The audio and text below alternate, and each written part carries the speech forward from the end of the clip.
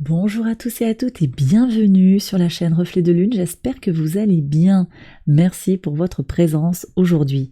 On se retrouve pour le tirage des énergies du mois d'avril 2023 pour le signe du Sagittaire, Soleil, Ascendant, Lune ou Vénus en Sagittaire. Je lance le générique, je fais le tirage et je vous retrouve juste après.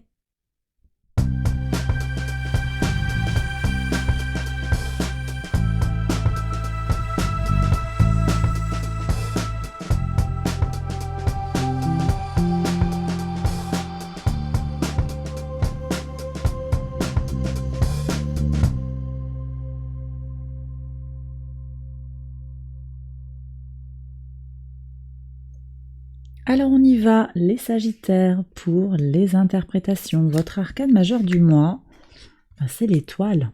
Superbe étoile, très belle énergie pour vous sur ce mois d'avril. Cette étoile, elle nous parle de protection, elle nous parle également de connexion de façon plus générale aux énergies de l'univers et d'une reconnexion à la communauté. On est avec les énergies du signe du Verseau, donc par analogie, on est connecté à la maison 11, qui est la maison de la communauté.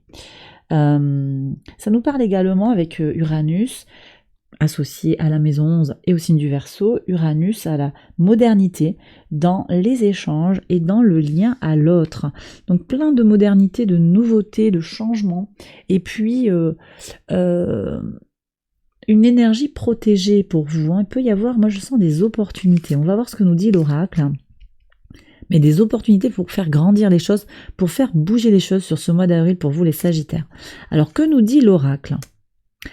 Ok, très intéressant, parce que vous voyez, je vous disais, ça bouge, et là, on a l'immobilité, mais c'est une immobilité qui est fort intéressante. Elle est très connectée aux énergies du virevolte. Ok, et on a aussi l'énergie de la concentration. Alors, je vous explique ce que je reçois ici. Déjà, au niveau harmonie des couleurs, pour moi, l'immobilité, elle est connectée très très fort à cette carte du virevolte, qui est une herbe en fait du désert. C'est une herbe qui marque un peu la sécheresse, mais qui nous parle aussi d'ancestralité, de grandes plaines sauvages, de quelque chose qui est connecté très très fort au chakra racine, aux ancêtres, à savoir d'où on vient. Donc ici, on me dit qu'il y a une base très forte autour de vous, d'accord ? Une communauté de conscience, peut-être, une communauté d'âmes, des esprits, des personnes, ça peut être des défunts, ça peut être des anges gardiens. Il y a quelque chose qui est dans l'origine de l'humanité. C'est quelque chose de très puissant. Et puis vous prenez, comme d'habitude, si ça vous parle, mais qui est là, qui ne bouge pas. C'est-à-dire que il y a une stabilité, il y a une force en fait qui vient de là. Et puis cette énergie qui est très ancrée, elle est stable, elle produit un flux continu d'énergie positive à laquelle vous pouvez vous connecter. D'accord ? Avec l'immobilité, ça nous parle aussi peut-être pour certains de cette sensation que les choses n'évoluent pas, que les choses ne bougent pas. Alors, premier message, il n'en est rien, c'est-à-dire que en apparence, l'eau a l'air complètement immobile, mais dessous, il y a des choses qui se trament, des choses qui travaillent sous la vase, au plus profond de vous-même, au plus profond de l'invisible aussi, des choses dont vous ne maîtrisez rien. Il y a des choses qui bougent, bien au contraire, d'accord ? Et le message complémentaire ici, et qui est d'ailleurs le premier message, c'est la concentration, la focalisation sur l'objectif, sur l'ambition, sur le souhait, sur le désir, sur le besoin. Focalisation sur ce qui est important pour vous, sur ce que vous voulez, sur ce que vous visez, d'accord ? Donc il y a à la fois une projection vers l'avenir en s'appuyant sur une base solide, d'accord ? Et prendre aussi, moi je pense que le dernier message ici de cet oracle, c'est aussi prendre le temps dans les moments de pause pour se reconcentrer sur l'objectif et que les choses, elles ne sont pas obligées de tout le temps être en mouvement, mais au contraire, qu'elles sont le signal aussi qu'il y a un ancrage fort qui ne peut pas, c'est très fort ce que je veux dire, qui ne peut pas être remis en question. Donc, Voyez, cette universalité, là, cette magie de l'étoile, elle est là, elle est là. Vous avez de la magie autour de vous. Qu'est-ce que vous en faites? Voilà, c'est vraiment ce que je reçois ici pour cette première partie de la lecture. Qu'est-ce que vous allez en faire? Il y aura des synchronicités, il y aura des opportunités. Qu'est-ce que vous allez en faire? L'oracle vous invite quand même à rester bien concentré sur ce que vous désirez. D'accord? En gros, je vous le fais à la louche, mais j'ai le sentiment aussi que les choses ne vont peut-être pas arriver toutes cuites dans votre assiette. Il va peut-être falloir engager des choses, même s'il y a de belles surprises qui peuvent arriver. Il va aussi peut-être falloir vous engager individuellement dans une action précise. On regarde maintenant les messages du tarot, secteur par secteur de vie, maison 1, votre vitalité, votre état d'esprit, la reine d'épée. Vous voyez ce que je vous disais? La reine d'épée, elle est focalisée sur la décision. Il y a des choses à... Elle est focalisée sur l'acuité mentale. L'acuité mentale. Vous aurez des choses à faire très précises. Mercure en bélier, tout début du mois.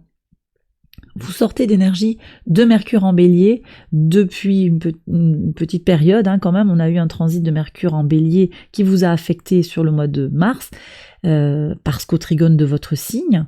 Et puis là, il finit son transit, Mercure, tout début du mois. Donc le 3, il passe en taureau. Il y a des énergies qui vous permettent de prendre des décisions rapides, perspicaces et efficaces.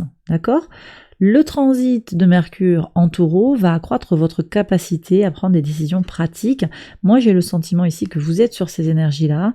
La reine d'épée, c'est je tranche, j'ordonne quelque part, je fais preuve de discernement, je sais ce que je veux, je suis focalisée sur mon objectif, ce que je désire, je m'affirme, avec quand même une certaine assise, elle est installée, cette reine, elle est puissante, elle est ancrée, elle est forte, elle est stable émotionnellement, elle a quelque chose de très en capacité, en pleine possession de ses moyens quelque part. Voilà votre énergie qui est annoncée par le tarot, votre énergie vitale sur le mois d'avril. Une belle énergie, je pense, pour débuter le tirage. Alors, maison 2, maintenant, on va regarder ce qui se passe au niveau de vos ressources, qu'elles soient matérielles ou immatérielles. Alors là, vous êtes peut-être dans une forme de réflexion, il y a du changement peut-être qui se prépare, vous remettez les choses à plat sur vos dépenses, sur vos besoins. C'est peut-être le message ici. Ça me connecte également à la nouvelle lune en bélier, deuxième nouvelle lune en bélier de l'année 2023. Elle a lieu le 20 avril. Au trigone de votre signe, ça va être l'occasion de vous focaliser sur vos besoins personnels, super important en rapport avec vos ressources, parce que ici ça nous parle d'argent, donc peut-être effectivement vous allez faire un bilan financier, je sais pas, vous regardez là où vous pouvez économiser, comment gagner plus d'argent, tout ça, ça c'est possible, mais également sur comment vous vous rendez disponible sur le plan physique, sur le plan mental et sur le plan émotionnel. Qu'est-ce qui est important pour vous, qu'est-ce qui vous constitue, d'accord ? Maison 3, la communication, les échanges, les petits déplacements, le rapport aux familiers, les personnes proches de vous. Un 6 de coupe, il y a des transformations, des régénérations ici qui apparaissent. Vous voyez, donc je vous disais, qu'est-ce que je vous ai dit sur la communauté? Reconnexion à la communauté. Je vais voir tout de suite ce qu'il y a justement en maison 11, qui est connecté directement. Ouais. Nouveau désir. Un désir retrouvé de faire du lien. Alors peut-être que vous avez eu envie, besoin de vous, pas de vous isoler, mais peut-être un peu moins de contact à un moment. Besoin d'apaisement. Mars a été à l'opposé de votre signe pendant un moment. Là, ça y est, il est parti au moment du mois d'avril. On est sur des énergies de Mars en Cancer. Le transit de Mars en Cancer, il se fait le 25 mars. Donc, une certaine forme d'énergie renouvelée, voyez. Ça surchauffe moins, peut-être, moins de tension, et on se retrouve avec un désir nouveau, effectivement, d'aller vers les autres, ou de tisser tisser du lien, construire une nouvelle communauté, se connecter à une communauté différente aussi, ou accroître également sa communauté pour avoir une expérience plus riche de la vie, mais aussi de la spiritualité, oui, de la bienveillance. Vous voyez, je vois tout ça. Alors tiens, on va regarder ici, là, ce qui se passe au niveau de vos valeurs. Ouais, la lune, très fort. Il y a quelque chose de très fort sur le plan spirituel, connecté à vos besoins intérieurs, à votre intuition. J'en reparle après. Pour moi, il y a quelque chose qui se passe ici par rapport à une communauté de conscience, une communauté de pensée qui va être très forte. Bon.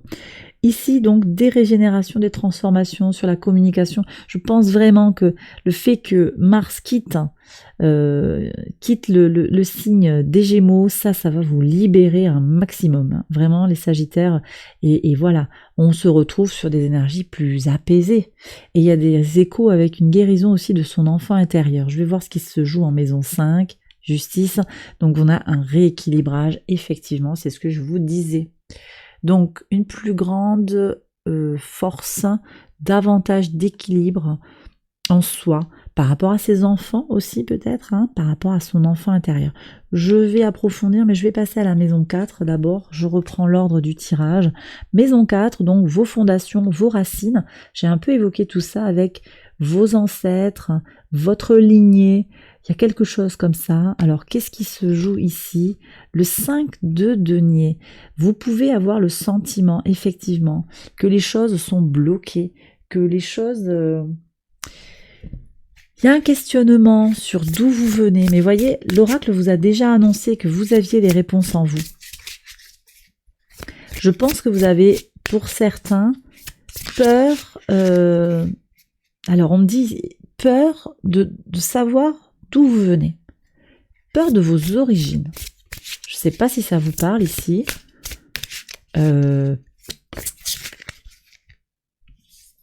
Nouvelle façon de vous penser quand même. Valet d'épée. Peur de ne pas être accepté comme vous êtes. Peur que les choses ne s'ancrent pas. Peur de ne pas avoir la force de vous réaliser. D'accord? Ça, c'est comme s'il y avait cette peur intérieure, comme un espèce de manège intérieur. L'oracle vous a dit tout autre chose. Il vous a dit d'arrêter de vous poser des questions, les Sagittaires. Et puis, le valet d'épée vous confirme qu'une nouvelle pensée, un nouveau mode de pensée va être propice à un épanouissement et à un ancrage plus fort. Ça connecte ici avec la reine d'épée qui nous affirme, qui nous confirme que votre énergie vitale, c'est ça, quoi. C'est je suis focalisée sur mon objectif, j'en démords pas, je sais d'où je viens, je sais ce que je vaux, et je choisis en conscience d'arrêter de me faire du mal, c'est ce qu'on me dit de vous dire, de me faire du mal et de douter de moi. J'ai pas un 8 d'épée là, mais ça pourrait presque être un 8 d'épée. J'ai des gens qui se sont sentis isolés. On vous a rejeté dans la famille, vous avez été le vilain petit canard, on vous a refusé quelque chose, peut-être, vous dépassez ça, vous dépassez vos origines et vous vous appuyez aussi sur des énergies, je le disais, beaucoup plus universelles pour trouver votre force intérieure. L'esprit natif ici vient nous parler de ça, je pense. Bon, alors, ici on continue, maison 5, votre créativité, votre enfant intérieur, votre épanouissement personnel, il y a des rééquilibrages, la vie sentimentale va se stabiliser, on est en paix avec soi-même, on trouve d'une certaine manière une forme de sérénité. Et ça va être super important pour votre équilibre intérieur, clairement. Voilà. J'ai des gens par rapport à un enfant qui sont dans une forme de négociation, peut-être, par rapport au juge des affaires familiales, par rapport à une histoire en lien avec la justice, oui, ou une négociation pour trouver une solution gagnant-gagnant. On va faire une garde alternée. Il y a peut-être quelque chose aussi qui est là. Je sens que la négociation, elle est possible à partir du moment où on est dans l'écoute, dans une forme aussi se libérer. Il y a une libération ici de la rancune, de la colère. Alors vous prenez si ça vous parle, bien entendu, mais en libérant la colère et en la transformant en quelque chose de positif, vous arrivez à trouver la solution gagnant-gagnant. On vous invite ici à être concentré sur l'objectif. Quel est l'objectif? Est-ce que c'est un objectif qui vous concerne à vous, qui concerne vos enfants? Voilà. Je pourrais prolonger, mais je vous laisse voir par rapport à vous. De toute façon, il y a quelque chose de gagnant-gagnant. Voilà ce que ça me dit. Comme une forme d'entente, une forme de négociation. La maison 6 ici, elle nous parle de votre quotidien, de votre travail, de votre organisation. Bon, beaucoup d'épées, hein. Cavalier d'épée, on passe à l'action en s'appuyant sur son passé. Donc vous allez agir concrètement au quotidien, au travail, vous allez structurer votre journée, votre semaine, votre année, vous avez des plans sur comment vous vivez les choses jour après jour pour aller vers ce que vous désirez. Très très belle énergie, et puis moi je sens qu'il y a cette force mentale aussi qui s'appuie sur les expériences passées pour se projeter vers l'avenir et être très axé aussi sur ce qui se passe aujourd'hui. Il y a vraiment cette force ancrée dans le quotidien également. Maison 7, votre façon de vous engager vis-à-vis des autres sur le plan professionnel, relationnel, amical ou sentimental. Superbe énergie du 8 de denier. Donc vous œuvrez pour que l'harmonie soit là. C'est vraiment ce que je ressentais par rapport aux enfants, par rapport à votre enfant intérieur en maison 5. Vous faites ce qu'il y a à faire et vous allez récolter les fruits de votre engagement. D'accord? Il y aura quelque chose de nouveau aussi qui rentre dans votre vie, peut-être en lien avec cette façon d'aller vers les autres. Plus focalisé sur ce qui vous motive, ce qui vous inspire aussi, de façon collective. Et puis on voit qu'il y a également du travail, peut-être une opportunité d'embauche, un nouveau job qui vient vers vous. J'ai pas regardé ce qui se passe en maison 10, je vais le faire tout de suite. Un nouveau job, une nouvelle mission aussi par rapport à votre travail, votre engagement, vos efforts sur le plan de l'engagement à l'autre, vos efforts payent. D'accord? De la même façon, si vous vous investissez dans une relation, elle a toutes les chances de s'épanouir. Alors ça ne veut pas dire se sacrifier, ça veut dire voir ce qu'il y a à voir, faire ce qu'il y a à faire, être à l'écoute aussi de l'autre, oui, tout ce que je reçois ici, sortir d'une forme de rancune et de comptabilisation de tu m'as fait ça, je te fais ça.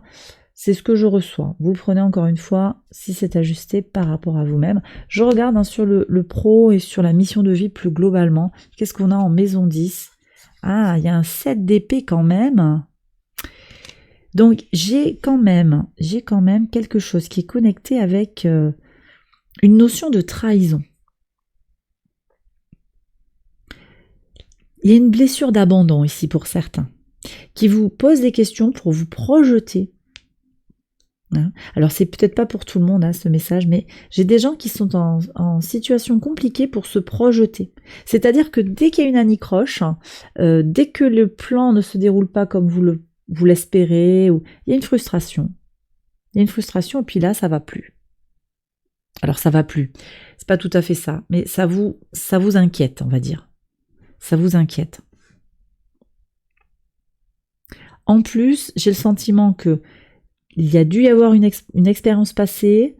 Là, vous êtes très motivé pour vous engager sur quelque chose de nouveau. Vous appuyez sur le passé, je l'ai dit, pour faire autrement sur votre place dans le monde, pour vous comporter différemment, pour faire venir de nouvelles choses à vous. Vous êtes prêt à faire ça, prêt et prête à faire ça. Mais par moment, cette trahison, quelque chose qui est peut-être que vous vivez comme un échec, revient sur le devant. Les freins, les frustrations. On vous a refusé quelque chose par le passé, c'est possible bien entendu, un job, une opportunité, il y a quelque chose qui ne fait pas sens. Alors qu'est-ce qu'on a c'est pas le message, je pense, mais bon, maîtrise de soi, nouvelle opportunité. Donc ici le tarot vous dit reste cool, ça va bouger, ça va bouger. Alors est-ce que je peux avoir une carte s'il vous plaît sur le 7 d'épée pour comprendre ce qui se joue sur le mois d'avril Moi, j'ai l'impression que vous avez besoin de... Oui, le monde. Vous avez besoin de vous libérer de vos peurs. Voilà. Saturne, le monde, qu'est-ce que vous faites? Je suis complètement avec ça, même si c'est pas connecté à Saturne, particulièrement cette carte-là, mais c'est le message que j'ai reçu à ce moment-là. Saturne, les expériences, la dureté de la vie, qui vous renforce, qui vous rend plus fort, plus puissant pour affronter, entre guillemets, pour faire face aux défis de la vie et pour comprendre que oui, vous avez droit à l'abondance, vous y allez droit devant, en fait. Ne vous posez pas 10 000 questions, encore une fois, les Sagittaires. Vous avez droit au bonheur, vous avez droit à l'épanouissement personnel.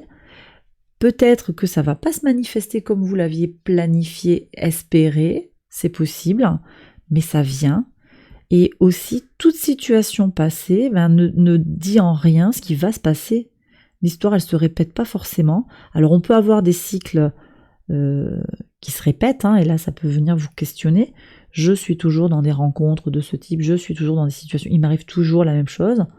Il y a quelque chose peut-être à aller chercher, mais c'est pas du tout ce que je reçois ici sur ce tirage. Je vois au contraire que il y a une peur par rapport peut-être à des échecs, des refus du passé, et parfois vous vous dites ah ouais mais peut-être que c'est pas pour moi, peut-être que ça va à nouveau faire comme ça. Or il n'en est rien. Le monde vous dit que au contraire vous avez le droit d'accéder à l'abondance, d'accéder à une meilleure compréhension de votre mission de vie, mais le tout c'est d'être vraiment focalisé sur l'objectif, d'accepter les limitations, de les voir aussi comme des cadeaux de l'univers, voyez. Et ça va être super important. Il y aura des signes pour vous sur ce mois d'avril qui vous guideront sur votre chemin de vie. L'étoile nous l'annonçait déjà, donc ne perdez pas espoir. Ce que vous désirez viendra à vous. D'accord? Alors je reviens sur ici la maison 8 qui nous parle des changements et des transformations profondes. Qu'est-ce que vous avez? Ouais, l'impatience, les Sagittaires. Ici, ça me parle d'impatience, c'est-à-dire que, je comprends mieux là. Vous vous dites, voilà, ça c'est pas passé comme je voulais, donc ça veut dire que ça viendra pas. En fait, c'est peut-être aussi à cause de votre impatience. En précipitant, peut-être vous accélérez, vous provoquez des situations qui sont pas celles que vous vouliez. Je pense aussi que l'oracle vous dit d'avoir confiance en le tempo de l'univers, qui n'est peut-être pas celui de votre pensée ou de votre projection. Parce qu'ici, 7 de denier, ça veut dire quoi? Ça veut dire que accepter les limitations, accepter les freins, c'est Saturne en taureau. Accepter Saturne, en gros, c'est ça qui va vous permettre d'accéder à votre abondance. Voyez, accepter les freins, les épreuves, et voyez-les comme des opportunités de mieux se connaître, des possibilités de faire une expérience de vie. Toute expérience désagréable, finalement, il y a peut-être quelque chose à en comprendre. Et les limitations, les empêchements, les retards, ça fait partie aussi du jeu. Ça vous permet de profiter peut-être encore mieux de l'abondance qui vient vers vous, parce que oui, l'abondance vient vers vous, ça c'est indéniable. Simplement savourer le chemin. Voilà ce que me dit le tarot. Savourez le parcours, profitez du mouvement vers ce qui vous inspire, ce qui vous appelle, d'accord, sans précipiter. Ayez confiance en vous, on voit que vous mettez beaucoup d'énergie pour que les choses bougent, en particulier sur la façon d'être à l'autre, sur les relations, que vous désirez être harmonieuses et pleines de complétude, pleines de satisfaction. Vous en avez envie. Peut-être qu'il y a besoin aussi de se connecter au tempo de l'autre d'une certaine manière. Là, ça me renvoie à la pleine lune en balance, qui sera un temps de bilan par rapport à votre rapport aux autres, en particulier en ce qui concerne le besoin de plaire et de faire plaisir. D'accord? Il y a un beau potentiel pour des relations harmonieuses. Qu'est-ce que vous allez en faire de cette pleine lune en balance du 6 avril? Et en écho, on a une nouvelle lune en bélier, le 20 avril, qui est l'occasion d'oser se projeter sur les 12 prochains mois. Si vous ne l'aviez pas fait sur la nouvelle lune du mois de mars, qui était également en bélier, vous avez une deuxième, c'est le deuxième tirage, la deuxième chance pour reposer vos intentions et vos intuitions. Tiens, parce que vous ressentez des choses, Vous ressentez des choses au plus profond de vous-même qui sont alignées ou qui ne sont pas alignées. Ce sera l'occasion de cette nouvelle lune en bélier, de vous focaliser justement sur vos besoins personnels. Bon, donc patience surtout, soyez positif, vous pouvez avoir confiance, les choses bougent positivement pour vous, ok les Sagittaires, sur la maison 9 qui nous parle de vos valeurs, de votre rapport à la spiritualité, à la foi, mais également les grands voyages, les hautes études. Alors ici on parle d'intériorité, d'intériorisation. Il y a un grand mouvement qui s'amorce sur le plan des ressentis, sur le plan de la réception des messages de l'univers. Il y a quelque chose de très spirituel qui s'ouvre pour vous. Peut-être au niveau de la formation, je sens qu'on bouge sur quelque chose qui va être plus connecté effectivement à une connexion, à des connaissances avec l'invisible, avec le secret. Voyez, ça va être quelque chose de très connecté à votre spiritualité pour moi. Si vous apprenez, peut-être vous entreprenez une nouvelle formation, je sais pas, sur le développement personnel par la spiritualité, quelque chose comme ça. Vous voyez ce que je reçois? Alors encore une fois, vous prenez si ça vous parle. Il y a un temps de réflexion de toute façon par rapport à ce que vous désirez enclencher comme formation, en tout cas, de toute façon, d'accord? Et vous sentirez si une formation est plus alignée pour vous qu'une autre. Sur le plan des déplacements, je sens aussi qu'il y a une certaine retenue. On est plus sur un voyage intérieur que sur des voyages à l'extérieur de soi. Ça ne veut pas dire que vous ne voyagez pas, mais en tout cas, ici, ce qui est très fort avec un arcane majeur, c'est cet appel aussi à se concentrer sur son intériorité. Voilà, ça c'est le message pour la maison 9. La maison 10, j'en ai parlé longuement, je pense que je vous ai tout dit. Maison 11, j'en ai parlé. Maison 11, on est sur le renouveau, un désir renouvelé de se connecter avec les autres. Et on va regarder maintenant la maison 12, quel message. Donc ici, on est sur la leçon à intégrer après avoir parcouru le zodiaque. On est également sur tout ce qui est caché, les épreuves et les luttes. Le cavalier de bâton.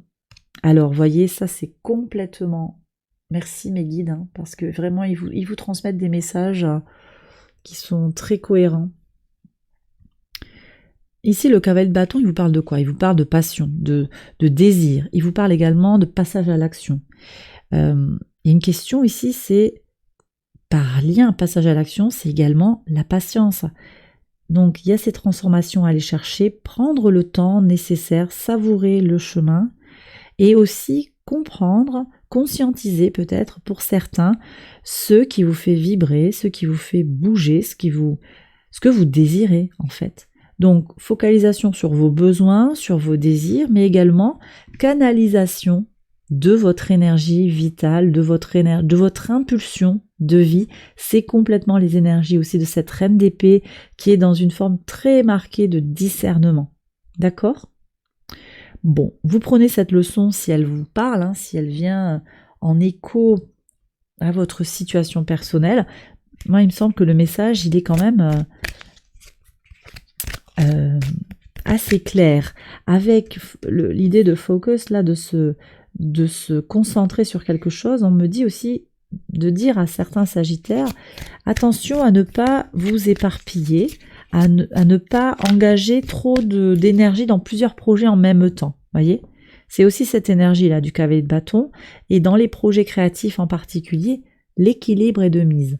Donc, il y a peut-être quelque chose aussi à aller chercher. Vous avez envie de faire des millions de choses et vous avez bien raison. Et en même temps, vous avez un seul corps actuellement. Et il y a besoin de prendre le temps peut-être de peser le pour et le contre, de prendre le temps de réfléchir à ce vers quoi vous vous engagez. Ok ? Alors, je vais prendre un message des anges, un message de l'univers. Et oui, écoutez. Écoutez avec attention. Alors, écoutez les messages que l'on vous délivre. Ça va être super important. Écoutez ce que vous dit votre entourage aussi. Alors, ça ne veut pas dire qu'il faut s'y soumettre, c'est pas ça du tout. Mais je pense qu'il y a des gens autour de vous qui vous disent des choses importantes pour vous, qui veulent votre épanouissement. Et donc, qui vous disent des choses peut-être qui vous font pas forcément tout le temps plaisir, et en même temps c'est pour votre bien quelque part. Il y a un appel, hein, il y a un appel pour vous guider peut-être. Alors ça peut être aussi ici les signes de l'univers qu'on vous demande d'écouter avec attention, les signaux, de vous ajuster, comment on appelle ça, de vous accorder aux vibrations de l'univers. Quel message l'univers vous envoie-t-il? Puis ça me parle d'apaisement aussi, de vous écouter au plus profond de vous-même, d'écouter vos propres besoins, de ne pas les nier, de ne pas cacher la poussière sous le tapis et de vouloir agir par exemple à tout prix. C'était vraiment ici, c'était la question ici en maison 12. Et puis c'est également une des questions posées, suggérées par la nouvelle lune en bélier le 20 avril, en écho à la nouvelle lune du 21, c'est ça? Oui, du 21 mars. Nouvelle lune du 21 mars qui nous proposait collectivement déjà cette possibilité de passer à l'action ou pas, et surtout avec une notion de se retenir quelque part, de passer à l'action, une envie impérieuse de passer à l'action alors que tout nous pousse au calme, vous voyez. Et là on revient sur ces énergies-là, donc dans votre signe, enfin en signe de feu, une nouvelle lune en signe de feu qui vient fortement en écho avec votre signe, les Sagittaires, voilà. Donc une attention particulière vis-à-vis de l'écoute ici, en particulier avec le 6 de coupe aussi qui nous parle de régénération, la façon de communiquer, de se parler à soi-même, de parler aux autres aussi, et d'être dans une forme d'écoute plus que dans la parole. Ça sera aussi, pour certains d'entre vous, un levier important pour aller vers la réalisation de vous-même. Et bien voilà les Sagittaires, j'ai terminé le message, j'espère qu'il vous a éclairé, qu'il vous a guidé. Si c'est le cas, je vous invite à liker la vidéo, à vous abonner, à partager. Merci encore pour votre présence, merci pour les nombreux likes, les nombreux commentaires, les messages, merci du fond du cœur. Je vous souhaite un excellent mois d'avril et je vous retrouve très vite pour une prochaine vidéo. Bye bye.